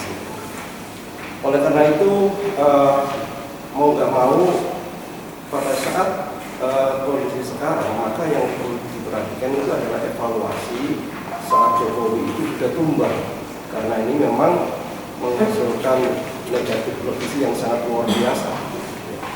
Yang mana negatif legacy ini kalau kita perhatikan mulai dari Perpu yang muncul dengan tiba-tiba, yang sebenarnya Perpu ini sangat luar biasa membuat perubahan secara nasional, baik itu terhadap HTI maupun FPI saat itu. Kita perhatikan di 2017 ya, HTI tumbang dengan adanya Perpu Ormas, kemudian disusul dengan FPI. Sementara kontrol ya, setelah itu sangat lemah sekali, baik itu kontrol yang dikaitkan dengan keberadaan dari Ormas, sehingga tidak ada lagi kontrol Ormas yang mampu mengevaluasi jalannya struktur pemerintahan yang ada saat itu. Oleh karena itu, pelimpahan kekuasaan ini bukan hanya pelimpahan kekuasaan secara peluang, tapi juga secara permasalahan untuk 5 tahun ke depan ini. Kalau kita perhatikan, jadi kesejahteraan ini kan harusnya beriringan dengan fase kepemimpinan yang telah dilalui. Tapi ternyata hutang semakin meningkat, kemudian korupsi juga semakin meningkat. Ini adalah satu indikator bahwa sebenarnya kemiskinan itu akan juga semakin meningkat kalau ya, kaitan dengan peruntukan anggaran itu tidak diserap secara optimal oleh masyarakat. Jadi kalau kemiskinan itu meningkat, berarti korupsi juga pasti akan meningkat. Nah, ini satu key performance index yang sebenarnya sangat gampang sekali. Kenapa? Ya karena memang ini sudah alamiah seperti itu. Ya, kalau ya korupsi semakin menurun, maka kesejahteraan juga akan semakin meningkat. Kalau ya perundang-undangan ini bukan tumpul ke atas, ya, tapi tajam ke bawah, nah ini berarti maka pembukaman secara secara nalar kritis dari masyarakat ormas itu akan semakin dinamis. Harusnya pemerintahan itu harusnya bersyukur kalau masyarakatnya itu kritis dan ormas-ormasnya itu dinamis untuk mengevaluasi capaian-capaian yang ada, dan capaian-capaian itu justru sebagai satu pijakan fundamental untuk 5 tahun ke depan. Jangan sampai era Presiden Prabowo ke depan ini mencontoh apa yang dilakukan oleh Jokowi, dan ini sangat luar biasa. Kalau bisa saya katakan ini adalah early warning state atau peringatan dini negara kepada Prabowo. Kenapa demikian? Karena kalau ini mencontoh, maka endingnya pasti akan sama dengan Jokowi, tersandera, kemudian secara hukum juga tumpul, kemudian kekuatan berbalut dengan kekuasaan yang itu juga untuk para pengusaha dan penguasa, maka ini akan menjadi satu catatan buruk. Jangan 5 tahun, ini setahun aja sudah harusnya menjadi satu tamparan keras bagi Presiden Prabowo ke depan. Oleh karena itu, untuk Perpu, kalau bahasa saya, ini harusnya ada anulir atau harusnya ada melakukan perpu yang untuk memperbaiki bahwa Prabowo itu tidak sama dengan Jokowi, baik itu perpu terkait dengan ormas maupun perpu terkait dengan perpu-perpu yang ada kaitannya dengan sosial masyarakat. Kalau saya perhatikan prolegnas 2025 itu sangat minim sekali. Dari 41 rancangan undang-undang ini sebenarnya ya kalau saya katakan hampir pesimis untuk bisa memperbaiki Indonesia setahun ke depan, ya setahun ke depan, hampir pesimis. Karena 41 rancangan undang-undang prolegnas 2025 itu tidak esensi sekali untuk memperbaiki kesejahteraan di masyarakat, ketimpangan sosial, maupun kalau kita perhatikan 2025 besok itu tahun depan itu PPN langsung naik, ya naik 12%. Ya. Kalau menurut Nurul Hayek, maka kalau PPN naik 12% itu sebenarnya merampas uang masyarakat secara negara, kewenangan negara. Kenapa demikian? Karena ini kan langsung ini tidak ada negosiasi 12% kan gitu. Apalagi pajak ya atau inflasi. Jadi teori-teori ekonomi itu mengatakan bahwa inflasi itu juga merampas keuangan yang ada di masyarakat.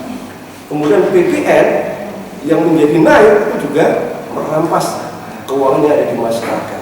Nah, kalau sudah demikian, maka ini kalau saya perhatikan seiring yang akan dilakukan oleh Prabowo adalah penguatan ketahanan pangan. Kemudian kalau nanti urusan sosial itu nanti akan penambahan dari anggaran pertahanan dan keamanan. Oleh karena itu untuk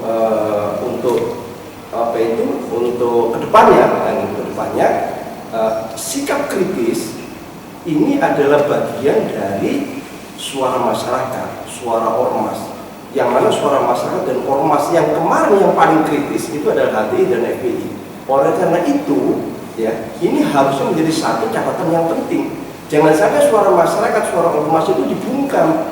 Kalau sudah demikian, maka tunggulah bahwa apa yang akan dilakukan oleh ya pemerintahan ke depan ini senantiasa lempeng kayak jalan tol itu tidak akan mungkin. Kenapa? Karena catatan-catatan dari tim Koalisi Indonesia Maju itu adalah koalisi untuk berbagi jabatan dan kekuasaan, termasuk juga koalisi untuk berbagi keuangan ke depannya. Jadi ini adalah satu formulasi yang harusnya diberikan, bukan hanya sekedar pencitraan, harapan, tapi juga harusnya ada kenyataan. Oleh karena itu, ya mumpung belum 100 hari ke depan, maka jangan sampai ini sama saja.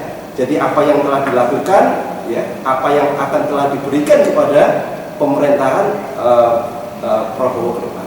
Demikian. Terima kasih Dr. Agus Susantono atas perspektifnya. Terakhir, Ustadz Irwan Saifullah, kita punya keinginan sebetulnya sinergitas di antara tokoh dan ulama itu semakin kuat tanpa memperhatikan latar entitas dari manapun, karena ini adalah problem yang menjadi tanggung jawab kita semuanya. Problem bangsa dan negara kita ini adalah problem kita semuanya, terutama arah ke depan, masa depan, nasibnya rakyat ini, nasibnya masyarakat ini. Tentu ini adalah harapan kita semuanya. Sebagaimana ini Ustadz Irwan Saifullah, bangunan komunikasi yang dijalin di antara para tokoh dan para ulama yang harusnya menjadi komponen yang memimpin kontrol terhadap penyelenggara negara yang dilakukan oleh para penyelenggara negara dipenuhi dengan, kalau istilahnya Bang Marwan itu corporate and state crime itu, dan itu didokumentasikan oleh teman-teman LSM sebagai the regulator and capture, bacakan perundang-undang legitimasi produk kebijakan melalui pintu penyusunan produk perundang-undangan dalam konteks lawmaking proses. Silakan Ustaz Irwan Saifullah. Assalamualaikum warahmatullahi wabarakatuh. Waalaikumsalam warahmatullahi wabarakatuh. Alhamdulillah, barakallah, walhamdulillahirabbil alamin. Ya, pemirsa YouTuber Perjuangan dan juga para tokoh ya, yang juga sesepuh advokat juga.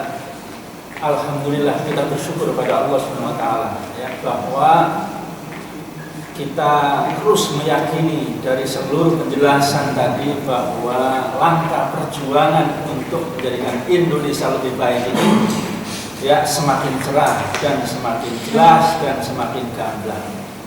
Kenapa demikian? Karena tentu yang pertama adalah problem yang ada di negara ini sudah sangat jelas.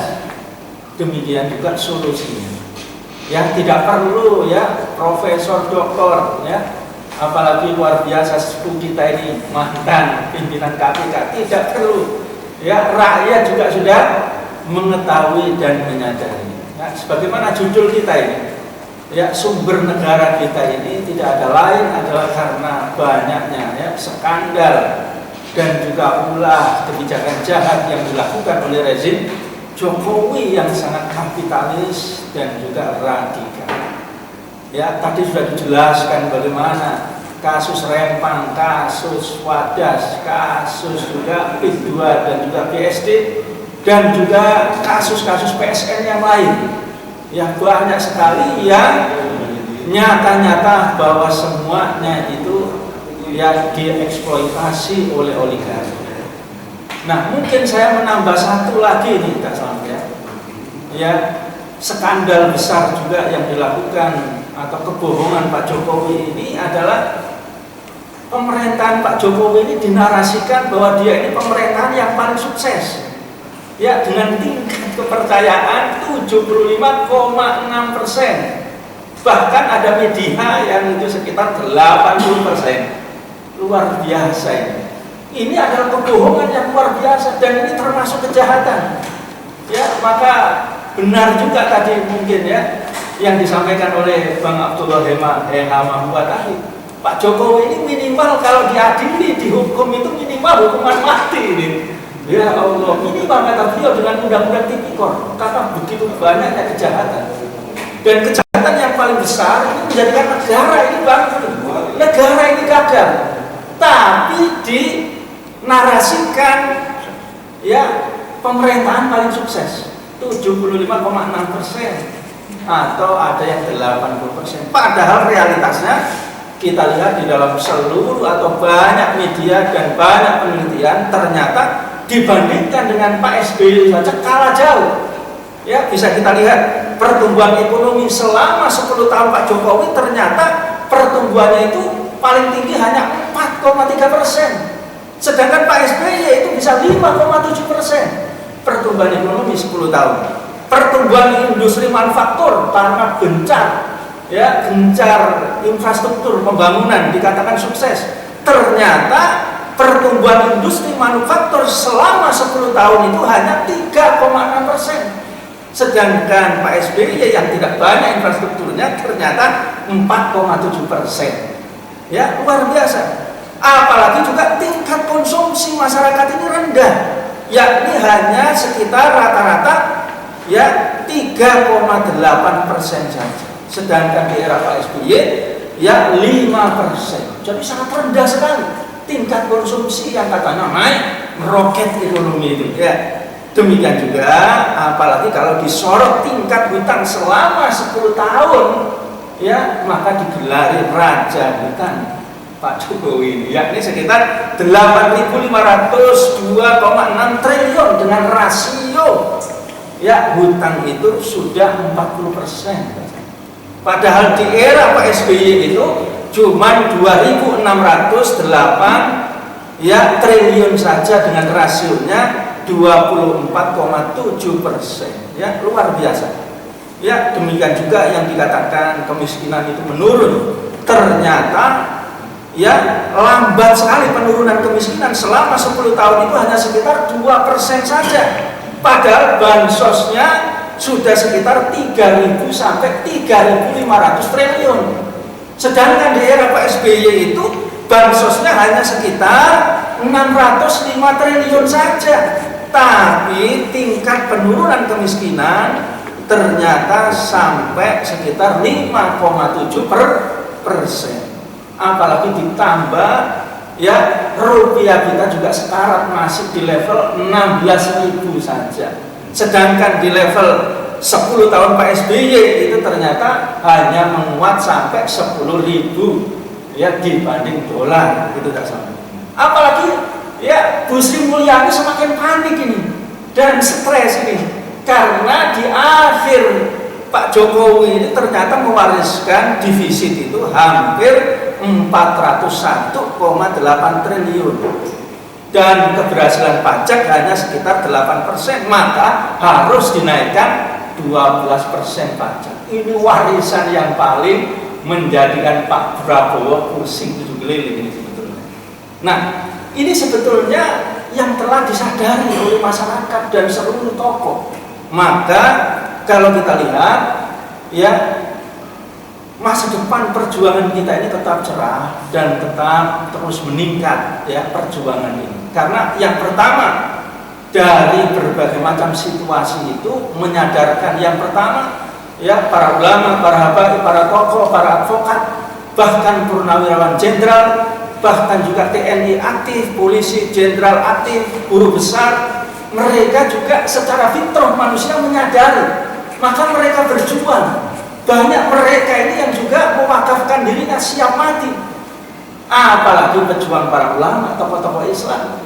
Saya sering putar ini, beliau ini ya videonya luar biasa, sudah mewakafkan nyawanya untuk siap mati untuk menegakkan kebenaran dan membela perjuangan ya demi Allah SWT, demi ridha Allah SWT. Ini jumlahnya banyak. Nah, ini yang menjadikan sebetulnya secara fitrah di dalam teori, seluruh teori kenegaraan itu ya, bahwa negara itu adalah milik rakyat.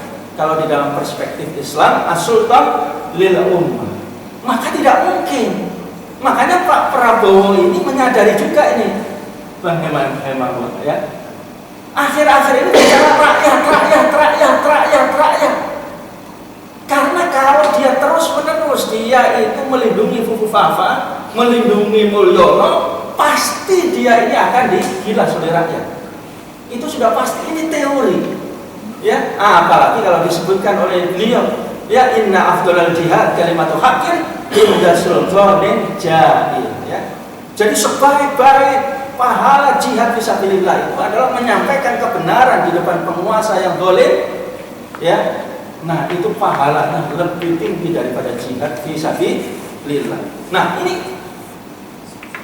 ini realitas ya, kebangkitan rakyat. Ya, kalau dulu memang kita berjuang langsung melawan ya Belanda. Nah, sekarang rakyat mengetahui bahwa musuh yang sebenarnya ini adalah rezim Jokowi yang kemarin telah menerapkan kapitalis liberal total dan juga telah menjadi kuli bagi negara ini, bagi oligarki. Nah, yang kedua tentu solusinya juga sangat gamblang, sangat jelas. Ya, negara ini yang sekarang ini menjadi kuli bagi oligarki, menjadi kuli bagi ya asing dan asing, makanya harus dikembalikan kepada konstitusi. Dan kalau di dalam sistem Islam memang negara ini harus bekerja dan melayani untuk rakyat. Maka Rasulullah menegaskan al-imamu ra'in wa mas'ulun an ra'iyati ya. Jadi imam atau khalifah itu adalah pengurus rakyat dan dia dimintai pertanggungjawaban atas rakyat yang dia urus. Nah, kita juga sudah melihat ya, tanpa pajak dikatakan oleh Bang Abraham Somad bahwa hutang luar negeri ini dalam tempo 1 hari saja sudah beres sebetulnya. Nah, maka di dalam pandangan ya konstitusi kita atau juga di dalam pandangan Islam ini ada kekayaan itu yang menjadi kekayaan itu milik rakyat dan milik negara, itu harus dikelola oleh negara yang dia itu jumlahnya cukup banyak, yang dia itu menjadi kebutuhan masyarakat banyak, yang dia kalau dikuasai oleh individu akan menjadi masalah. 3 sifat itu ya. Nah, maka dikuasai oleh negara ya. Maka tidak usah jauh-jauh ya, kemarin ramai ini ya Bang, ketika food estate yang mau dilakukan dikasihkan haji Islam yang ada di Papua misalnya, ternyata langsung beredar hitungan ya, ternyata kalau 1 juta hektar itu diberikan, ternyata haji Islam ini akan mendapatkan Ya, pohon gratis itu setiap hektar itu 50 pohon. Kalau diameternya satu pohon itu 1,5 meter, tingginya 2 meter, harganya 88 juta per meter kubik, maka nilainya itu yang dihasilkan kotor adalah 16.956 miliar. Kalau 1 hektar, maka jumlahnya itu adalah 1.600 ya 16.000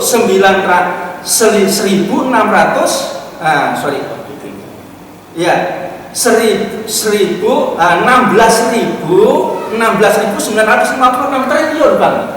Luar biasa. Ini kotor. Kalau kita mendapatkan 50% saja berarti sudah ada 13.956 triliun. Coba. Ini gampang sekali tanpa pajak negara kita. Nah, ada lagi dari fakta, saya lihat data ketika kita membuka di Jawa ini infrastrukturnya kuat untuk swasembada pangan yang digembar-gemborkan oleh Pak Prabowo. Ini perkara yang gampang. Jadi kalau kemudian 1 juta hektar dibuka lahan di Jawa yang infrastrukturnya kuat, ternyata biayanya maksimal itu 20 triliun saja. Itu sudah mulai membuat irigasi, membuat waduk, membuat saluran, kemudian pupuk, ya, kemudian juga biaya petaninya, buruh taninya, itu semuanya adalah sekitar 20 triliun. 1 hektar itu ternyata menghasilkan 5 juta ton. Kalau dijual murah 8.000, ternyata 40 triliun hasilnya. Untung 20 triliun. Beras sekarang nggak ada yang 10.000. Kalau dijual 10.000 beras yang nyaman ini 50 triliun. Untung 30 triliun. Gampang sekali ya mengelola negara ini. Nah, ini rakyat dan para tokoh semuanya sudah tahu sebetulnya. Nah, maka seperti yang disampaikan oleh tokoh-tokoh kita, maka Prabowo ini sebetulnya gampang sekali dia. Segera dia ini membuat perpu, ya, perpu untuk menyelesaikan korupsi, perpu segera untuk mengembalikan ya jumlah PSN kita ini sekitar 233 ini dikembalikan kepada negara, dan seluruh ya sumber daya alam ini dikelola oleh negara lagi. Ini ternyata kalau saya hitung di sini APBN kita ini minimal itu adalah 5.510 triliun minimal. Luar biasa. Contoh misalnya minyak mentah, kemampuan kita ini adalah ya 223.532.000 barel, ya. Maka kalau kita untung 50% saja sekitar 183 triliun. Demikian juga natural gas, ya, potensi kita ini minimal untung bersih kita 50% juga 136 triliun. Demikian juga apalagi batu bara, potensinya adalah per tahun ini 432.000 ton, ya, luar biasa. Kalau harganya itu per ton itu adalah 343 US dollar, maka kita minimal itu mendapatkan 50% untung kita atau 57% 2.124 triliun. Demikian juga emas kita mampu produksi 85 ton, ya, maka untung kita 34% saja 29 triliun. Demikian juga tembaga, ya, kita kalau untung kita minimal 34%, kita mendapatkan 159 triliun. Demikian juga nikel yang dikatakan Pak Jokowi untung beliau minimal kita ini untung bersih ini adalah 189 triliun. Demikian juga hutan, kita potensi kita minimal kita untung bersih 1.649. Demikian juga laut, ya, minimal 50% keuntungan kita kalau kita kelola 1.040 triliun. Maka total kita ini adalah 5.510 triliun. Ini yang sesungguhnya harus diambil kebijakan oleh Pak Prabowo. Maka kita sampaikan kepada Pak Prabowo, ya, ketika Anda ini menyampaikan bahwa saya ini dipilih oleh rakyat dan memimpin untuk rakyat, maka saya ini memerintah untuk rakyat. Bahkan dia mengatakan saya ini hidup saya ini tumbuh, saya ini tenggelam dan mati bersama dengan rakyat. Maka tegakkan hukum ini dan kembalikan kekayaan alam tadi, negara bekerja. Nah, maka keuntungannya luar biasa. Maka setelah dia ini 1 tahun, 2 tahun selesai, atau 5 tahun dia selesai, setelah semua persoalan tadi selesai, persoalan korupsi selesai, pengelolaan selesai, ya anggaran APBN kita menjadi surplus, maka setelah itu kalau dia ini bersalah, dia mengakui kan, dan siap dia ini dihukum. Ini seorang jenderal yang sejati. Inilah seorang jenderal ketika dihukum nanti ini menjadi pahlawan. Mungkin atau tidak, saudara-saudara? Bisa atau tidak? Paham atau tidak? Nah, ini saya pikir catatan Pak Cak Slamet ya. Jadi masih gampang dan sangat jelas, dan perjuangan ini ya sangat panjang, dan insya Allah masa depan masih cerah. Demikian dari saya. Ya, terima kasih Ustaz Irwan Saifullah. Tadinya saya ingin memberikan kesempatan untuk menyampaikan closing statement, tapi saya ingat tadi yang disampaikan oleh Bang Abdullah Mahwa, memang forum seperti ini tidak perlu 1 bulan sekali, tapi setiap minggu 1 kali, supaya kita terus bisa mereminder bagi representasi kekuatan kontrol civil society. Perkenankan saya untuk menyampaikan pandangan tokoh dan ulama terkait dengan realitas yang ada sekarang sebagai bagian dari forum diskusi ini. Saya punya hak juga untuk menyampaikan pandangan sebagai host, kira-kira begitu. Bismillahirrahmanirrahim. Pandangan tokoh dan ulama untuk keadilan rakyat dan kemajuan bangsa Indonesia.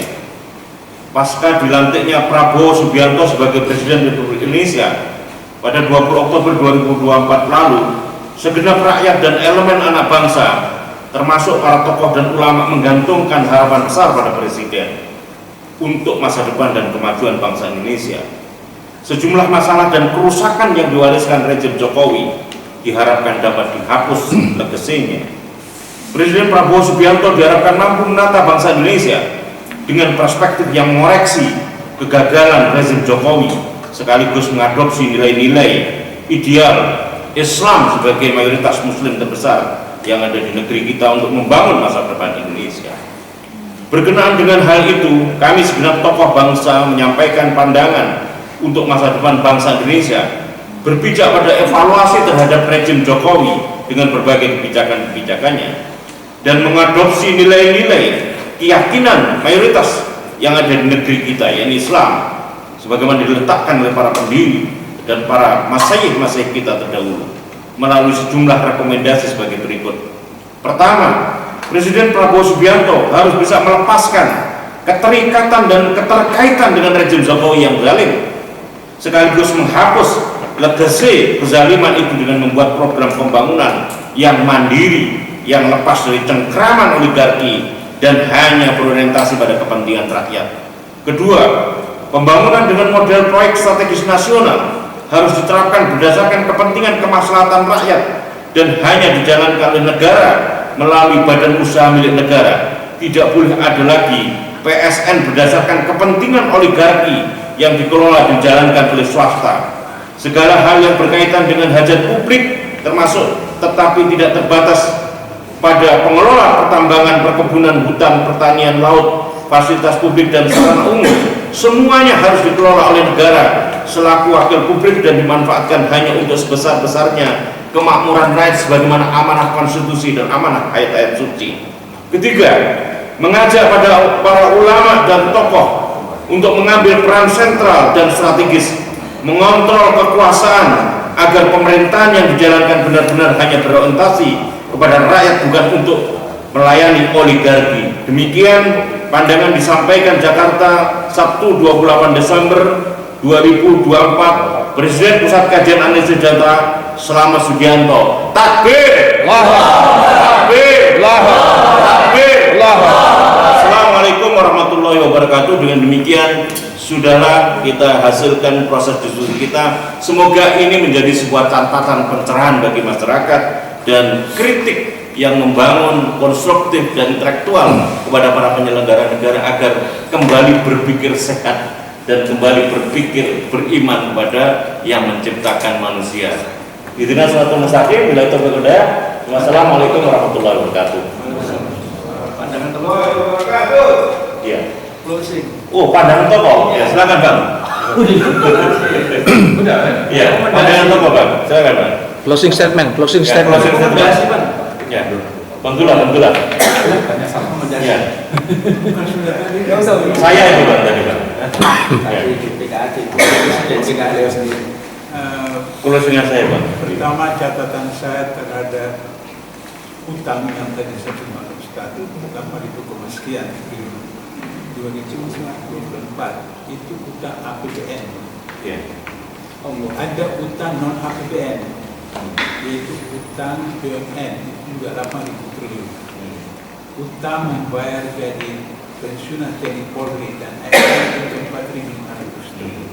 Jadi total utang negara itu 20.000. Bahwa perdagangan seperti Itu satu. Yang kedua, saya memberi catatan kepada Pak Kapolri Sri Mulyani bahwa kita tidak sampai 40% atau 50% tentang kita. Negara-negara di Eropa, Amerika yang aneh itu sampai ratusan persen. Ini kebohongan publik dan pembodohan rakyat. Kenapa? Negara-negara Eropa, Amerika yang aneh punya utang itu sampai lebih 100% dari itu mereka jujur.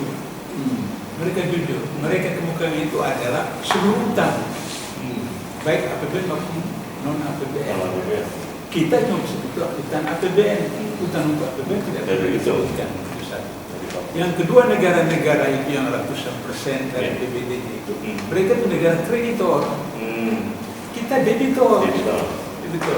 Yang ketiga, mereka itu berutang kepada rakyatnya. Iya. Kita bukan berutang kepada rakyat saja, kita juga berutang kepada luar negeri. Seperti itu. Itu kebohongan yang dilakukan oleh Sri Mulyani. Catatan terakhir saya adalah bahwa kata Rasulullah dalam salah satu hadisnya, umat itu berkongsi dalam 3 hal. Yang pertama rumput, yang kedua air, yang ketiga api.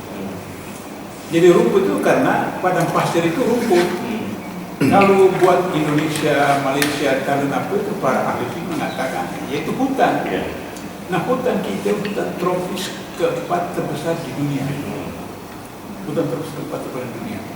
Kemudian air di Timur Tengah itu air itu white gold, emas putih. Sehingga dengan begitu maka kemudian tidak boleh dijual. Ini milik bersama.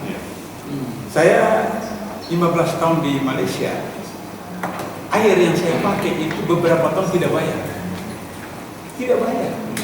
Di Malaysia tidak bayar. Karena ada batasnya. Kalau cuma misalnya 1 bulan itu cuma sekian ribu liter, itu tidak bayar. Tidak bayar. Nah, sekarang ini kita beli. Padahal tidak boleh. Tidak boleh. Nah, karena kongsi kata Rasulullah tadi. Yang ketiga api. Api itu energi. Energi. Kita punya 17 tambang yang terbanyak di dunia. Tadi sudah disinggung oleh Ustaz tadi itu. Yang kalau itu diolah dengan benar, maka setiap warga negara dari 2,5 juta mendapatkan 20 juta rupiah setiap bulan gratis tanpa kerja. Kenapa sekarang itu demikian? Karena tidak dilakukan oleh BUMN, BUMD atau UMKM atau koperasi. Pasal 33 menetapkan bahwa bumi air dan isinya dikuasai oleh negara, digunakan untuk semaksimal. Jadi harus BUMN, harus BUMD. Pemerintah boleh mengatakan ekspor kelapa sawit naik, ekspor nikel. Ya, ekspor itu pengusaha oligarki, bukan pemerintah. Sehingga pemerintah cuma dapat pajak. Kemudian hasil ekspor mereka itu dalam bentuk dolar itu disimpan di luar. Kita untuk membayar utang harus pakai dolar, devisa kita tidak ada karena itu keluar. Nah, oleh karena itu maka Prabowo harus melakukan itu, bahwa agar supaya semua bumi air dan isinya itu dikelola oleh BUMD, bukan lagi oleh oligarki. Kalau itu ada swasta itu sebagai bagian daripada BUMN, BUMD, bukan mereka menangani seperti itu. Itu beberapa catatan saya terhadap pertemuan kita hari ini. Terakhir penutup, tadi lawyer kita ini menyebutkan tadi soal novum, sebenarnya bukan novum karena itu belum diungkapkan dalam kebenaran yang benar seperti itu. Saya Masya Allah itu kaget ketika Sambo ditanyakan oleh hakim soal dia mengganggu CCTV di rumahnya, rusak seperti itu. Hakim kemudian bertanya, apa di kilometer 50 juga saudara? Itu dia kata dia sadar atau tidak? Iya. Jadi ini kan luar biasa. Bagaimana Allah menunjukkan itu seperti itu. Nah jadi sehingga begitu maka tanggung jawab kita untuk mendorong itu terus. Dan saya garis bawahi apa yang dikatakan oleh Yannon tadi itu.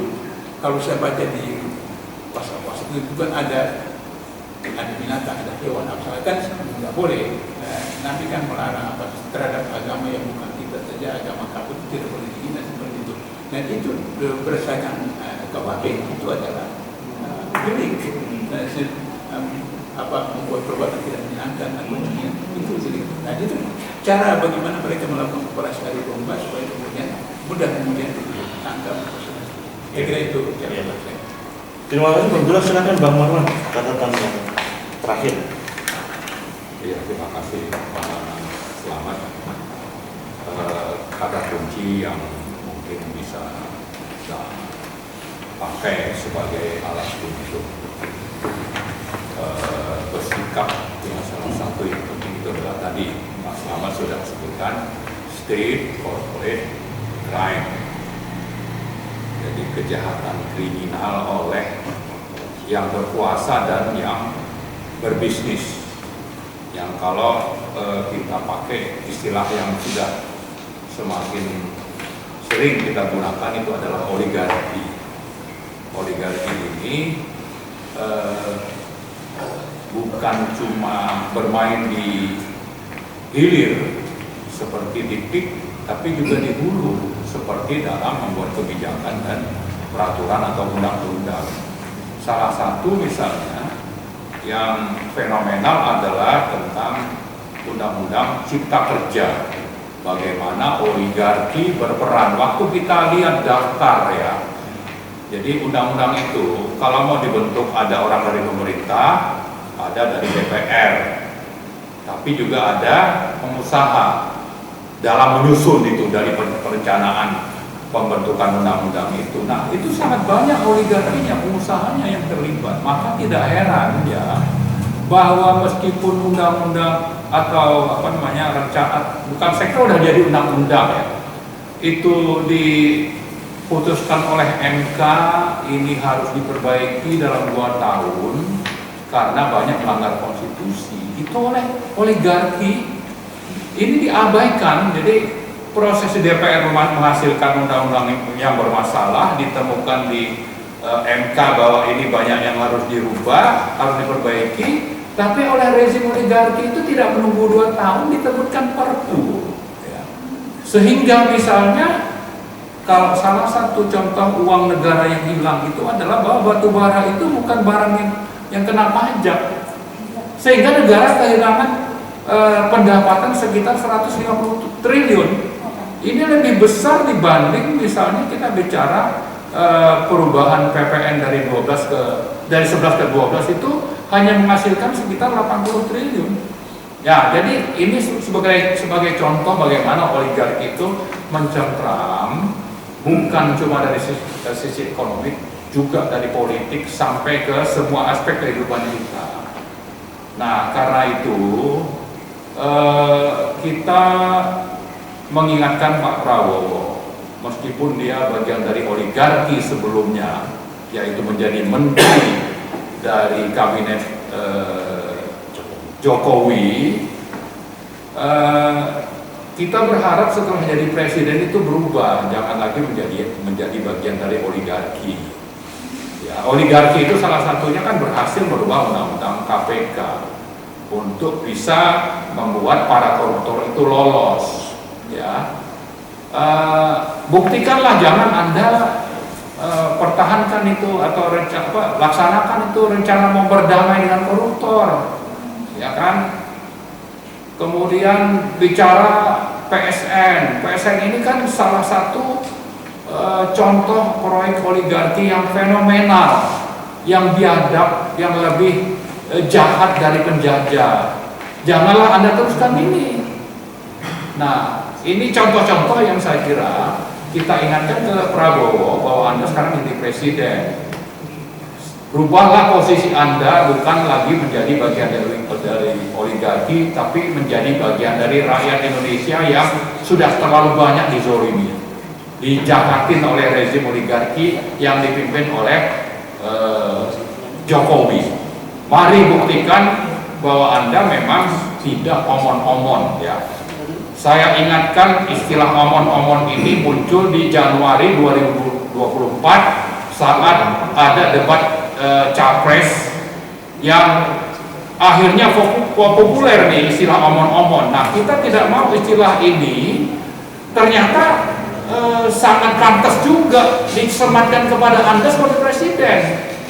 Kalau omon-omon itu Anda ngeritik Anies karena dianggap retorika tidak sesuai antara perkataan dengan perbuatan, ini muncul dari Prabowo karena menganggap Anies ini hanya omong kosong, bahwa saya misalnya katanya itu waktu itu kalau bicara pertahanan lebih paham dan yang saya omongkan itu adalah benar, maka dia pakai untuk menyerang Anies itu istilah omon-omon. Nah, sekarang sudah jadi presiden, jangan justru bahwa label omon-omon ini lebih pantas disematkan kepada Anda sebagai presiden. Buktikan bahwa Anda memang presiden yang sesuai antara perkataan dengan perbuatan. Jadi jangan bela oligarki, jangan menjadi bagian oligarki, tapi jadilah rakyat, bagian dari rakyat yang sudah sangat dizolimi dan ingin perbaikan. Buktikan bahwa Anda akan melakukan perbaikan termasuk menangkap para koruptor. Dan koruptornya itu salah satunya adalah Jokowi,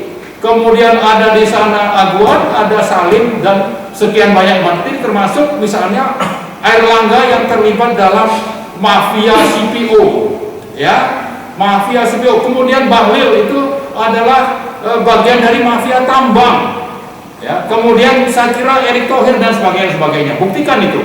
Saya kira itu saja. Terima kasih. Ya, terakhir Bang Aziz.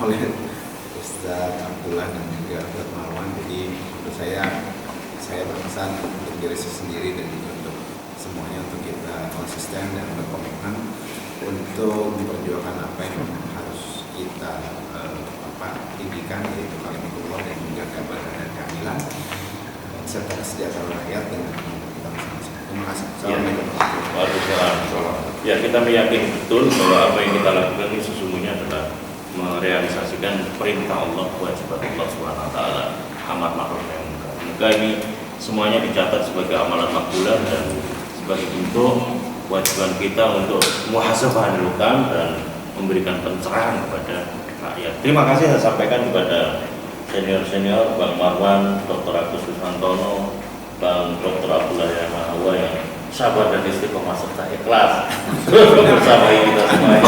Semoga panjang umur dan senantiasa diberikan kesehatan kepada beliau berdua, Bang Aziz Yanuar yang muda dan good looking, yang tetap istiqomah juga mendampingi para tokoh dan ulama berjuang untuk menegakkan kalimatillah, dan Ustaz Irwan Saifullah yang tetap diharapkan tetap radikal, ramah terdidik dan beragam. Ihdinas shiratal mustaqim, billahi taufiq wal hidayah. Wassalamualaikum warahmatullahi wabarakatuh. Waalaikumsalam.